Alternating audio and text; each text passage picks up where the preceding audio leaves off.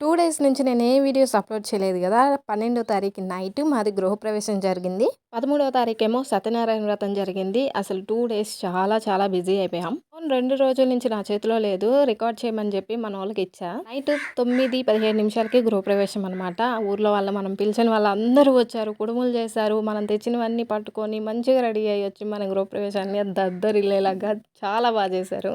And ఆ రోజు night ఇంట్లో హోమం గూడా జరిగింది. ఇదంతా ఎలా జరిగిందనేది లాంగ్ వీడియోలోనే పోస్ట్ చేస్తాను. ఇంకా నాకు, మా అమ్మకి తీసుకున్న అవుట్‌ఫిట్స్, జ్యువెల్లరీ అవన్నీ కూడా నెక్స్ట్ వీడియోలో మీరు చూడొచ్చు. నిజంగా గృహప్రవేశం అంటే చాలా సింపుల్‌గా పటాలు తీసుకొని ఇంట్లోకెళ్ళేదే అనుకున్నాను గానీ, ఇంత పనుంటుందని నాది ఇక్కడ కళ్ళారా చూసిన తర్వాతే అర్థమైంది. ఏదైనా ఒక వస్తువు కావాలి అంటే ఇప్పుడు కొత్త ఇంటికి, మళ్ళీ పాతింటికి రెండిటికి అటు ఇటు తిరిగి కాళ్ళు నొప్పులొచ్చాయి. అయితే మీలో ఎంతమంది నా అవుట్‌ఫిట్స్ కోసం వెయిట్ చేస్తున్నారు? ఎంతమంది లాంగ్ వీడియో కోసం వెయిట్ చేస్తున్నారు? ఇంక ఇంట్లో ఆడపిల్లని కాబట్టి పెద్ద హడావిడి చేశానులే. నేను చేసింది తక్కువ, తిరిగింది ఎక్కువ, చెప్పుకునేదైతే ఇంకా ఎక్కువ. మా తమ్ముడు నేను ఎలా ఉన్నామో చెప్పండి.